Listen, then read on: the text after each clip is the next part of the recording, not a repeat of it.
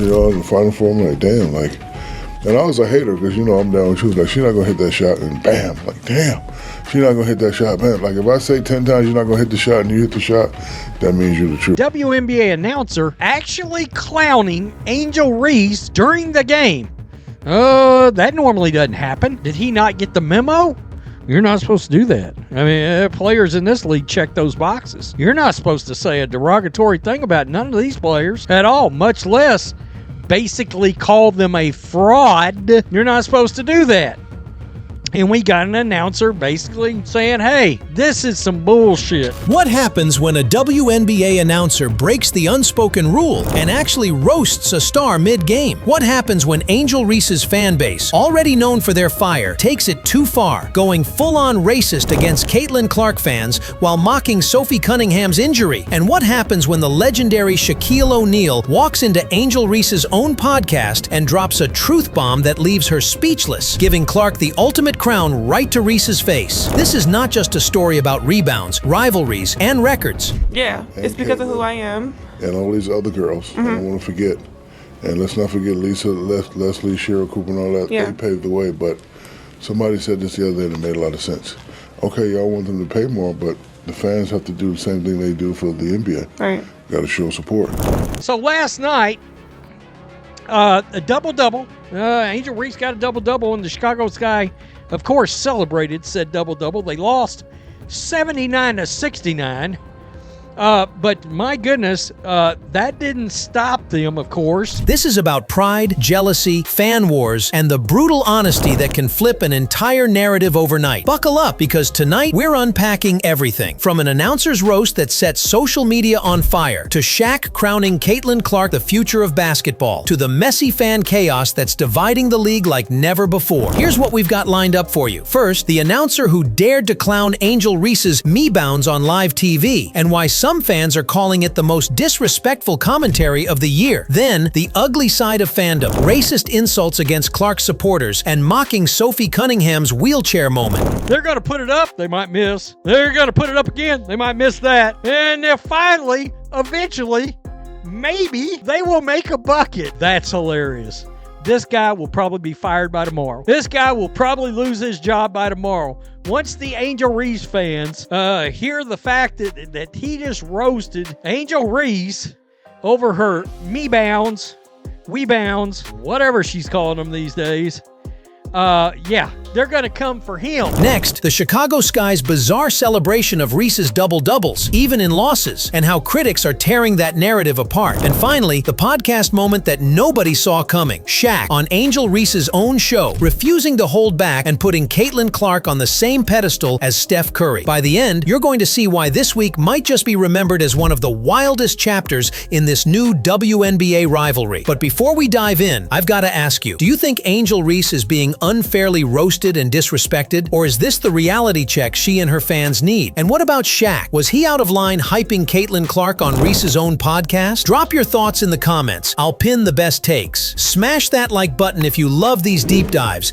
and don't forget to subscribe to Her Hoops, where we bring you the most raw, unfiltered stories in women's basketball. Racism amongst the Angel Reese fan base. Here we go, folks. You see this picture right here. Oh, yeah. Oh, look. All of us got capped on back there. You forgot the beard, you prick. You forgot the beard, you racist F ya. You forgot my beard, you rat bastard. Yeah, so right here, Cracker's going mad again in the comment sections again. You didn't have to say again twice.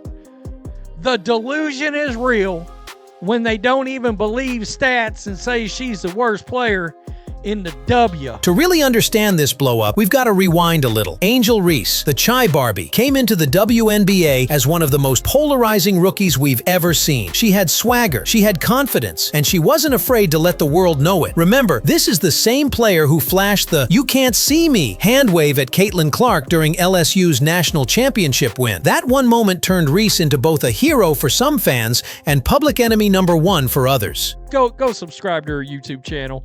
Angel Reese is a hoot to watch play, man. You're better than me. You're better than me. I was watching Clemson and LSU last night. You are better than me. But you know what's not better than any of us? Oh, by the way, here's another Another boss-ass move from Angel last night, driving in the lane. God, I almost missed this. Oh. Reese joins the Chicago Sky and immediately starts grabbing headlines for her relentless rebounding. We're talking historic numbers, double-doubles game after game, something no rookie had ever done before in consecutive streaks. On paper, it looked legendary. But here's the twist. While the box score loved Reese's rebounds, critics pointed out a glaring issue. A lot of those boards, they weren't over towering defenders or in clutch moments. They were her own missed layups. Fans online started calling them Mebounds. Every time Reese bricked a shot and scooped it up, it counted the same as battling 3 defenders for position. Now, enter the broadcast moment that sent the internet spiraling. During a Sky game, an announcer actually broke the code of announcer professionalism. Instead of politely praising her effort, he flat-out roasted Reese, saying something along the lines of, "Well, that's another Mebound. You miss it, you grab it, you pad the stats." And instantly, boom, Twitter exploded. Reese's fans were furious. Haters were loving it. Neutral fans were like, did a professional announcer really just say that live on air? At the same time, the Sky themselves leaned into the opposite narrative.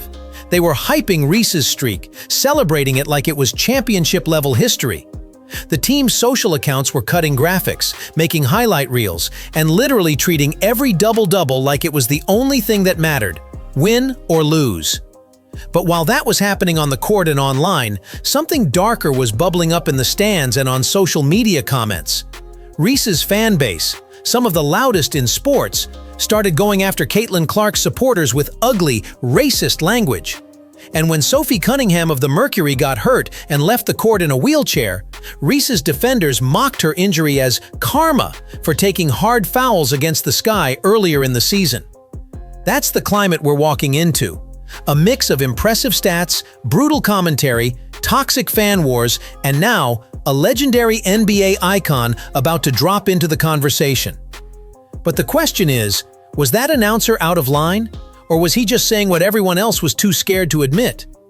At the center of this whole storm is one simple but loaded question. Are Angel Reese's rebounds proof of dominance or proof of stat padding? On the surface, 10 straight double-doubles as a rookie looks incredible. That's a record. That's something no one can ever take away from her. But peel back the box score and you start to see the cracks. Let's get real. Out of those 12 or 13 rebounds a night, a huge chunk are her own missed shots, sometimes 3 or 4 in a single possession. Now don't get me wrong, effort is effort. Going after the ball you just missed shows hustle. But when those numbers start inflating a player's stat line, fans and analysts start asking, is this production or is this illusion? That's why the announcer's Mebound jab hit so hard. He said out loud what a lot of critics were whispering. The joke wasn't just about one possession.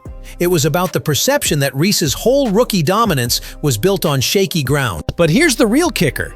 Instead of the Sky shutting that down by winning games and letting the results speak, they doubled down on the individual narrative. The team account kept blasting out 12th straight double-double graphics, while the scoreboard showed another loss. Imagine it this way.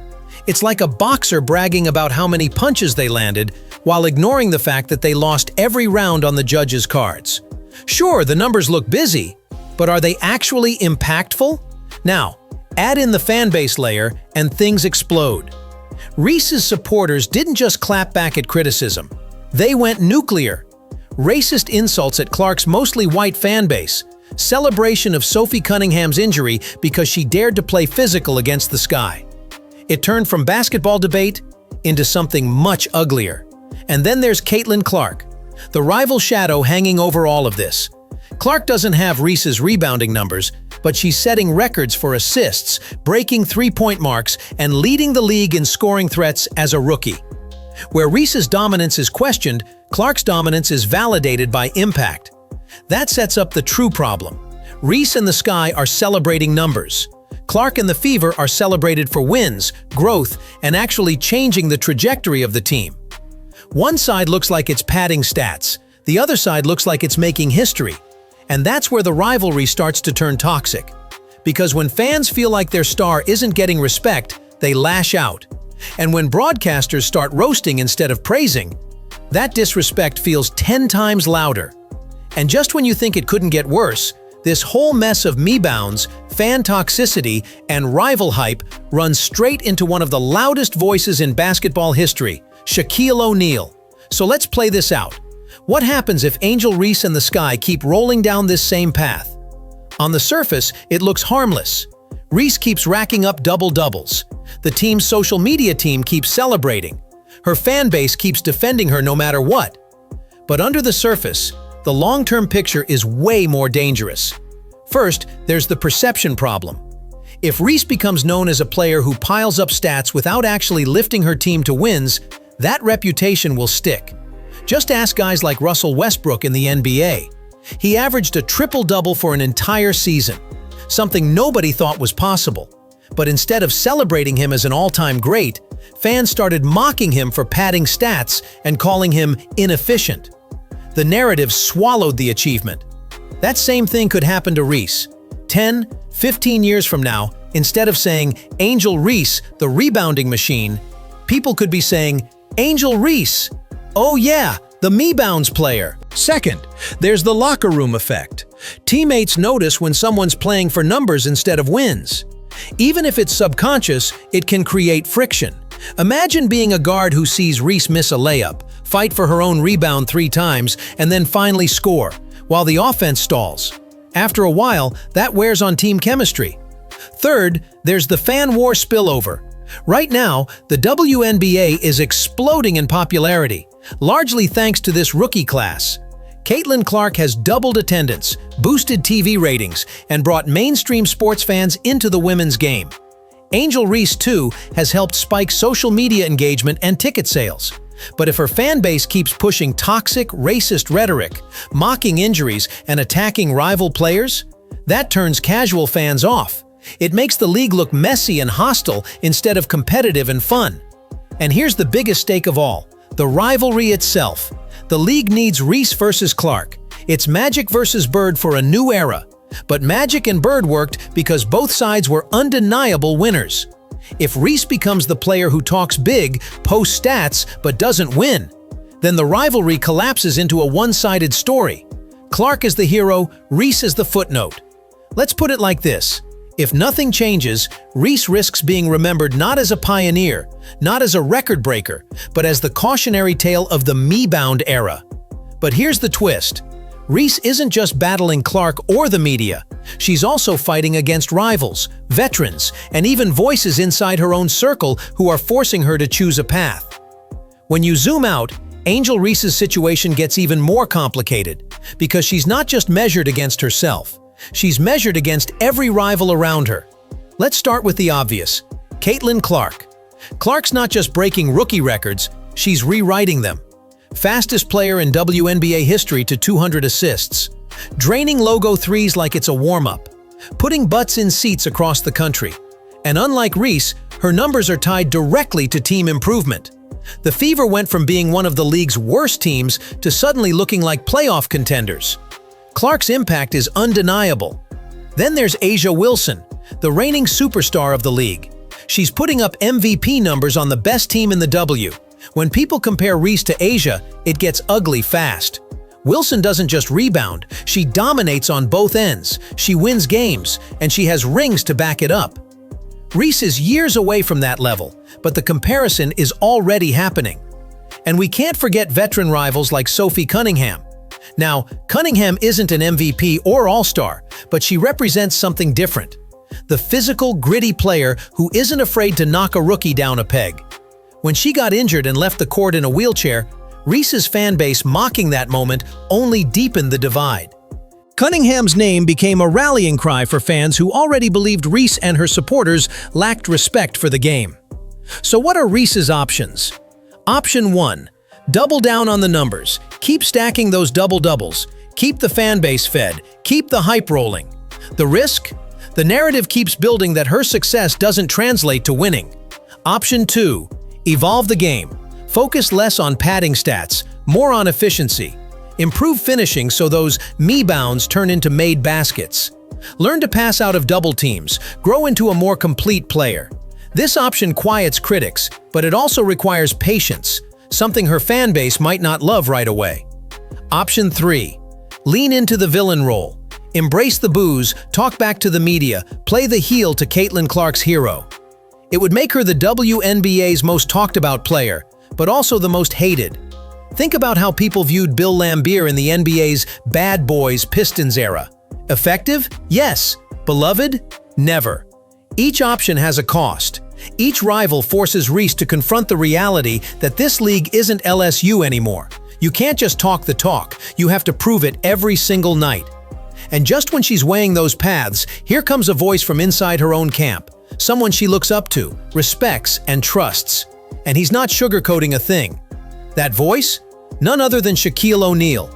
And what he told Angel Reese on her own podcast might be the harshest reality check she's ever heard. This is where the story takes a turn from stat debates and fan wars to something way more personal. Angel Reese might project confidence 24/7, but even she isn't immune to criticism, especially when it comes from inside her own circle.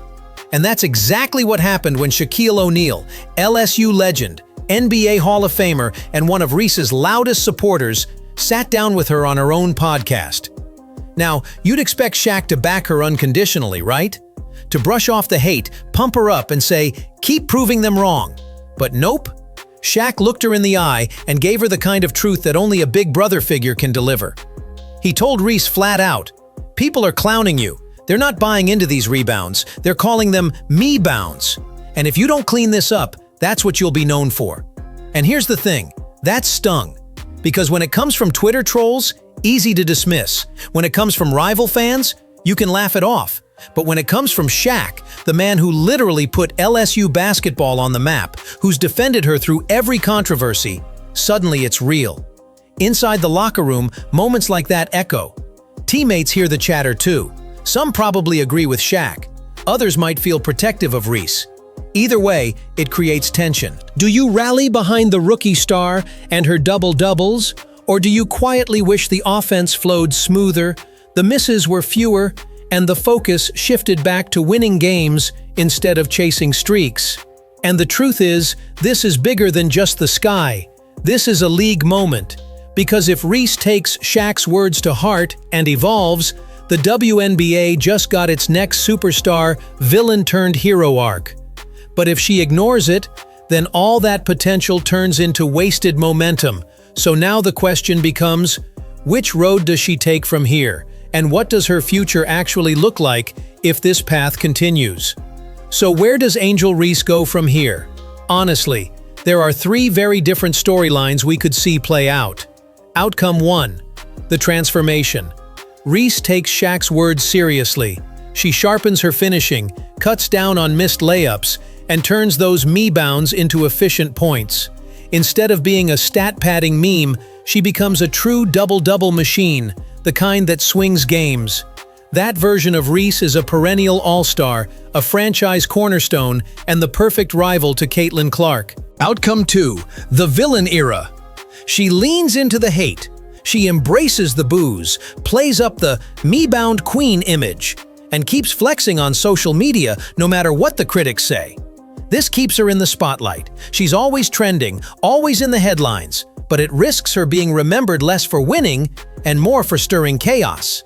Think Dennis Rodman vibes, polarizing, iconic, but not always respected. Outcome 3. The burnout. If she doesn't evolve and the criticism piles up, the sky could move on. Her fan base could cool off, and the narrative could solidify against her. Instead of becoming the next great WNBA star, she fades into a cautionary tale, a player who had all the tools, all the attention, but never made the leap from hype to impact. And right now, all 3 doors are wide open. Which one she walks through depends on how she handles this moment. The announcer's roast, the fan base toxicity, and Shaq's blunt reality check. So here's where we leave it. Angel Reese is standing at a crossroads. She can silence the doubters and prove her dominance is real, or she can let the Mebounds label define her. She can become the rival Caitlin Clark needs to push this league to new heights, or she can watch that spotlight slip away. But the truth is, it's not just up to her, it's up to us, the fans, too. Do we reward empty numbers, or do we demand efficiency and wins? Do we fuel toxic fan wars, or do we push for rivalries built on respect and competition? So I want to know what you think. Are Angel Reese's double-doubles legit dominance, or are they just Mebounds in disguise? Drop your thoughts in the comments, smash that like button if you enjoyed the breakdown, and don't forget to subscribe to Her Hoops for more deep dives into the stories that are shaping the WNBA right now. Because make no mistake, this isn't just about rebounds. This is about how a star is made, or how a reputation is broken.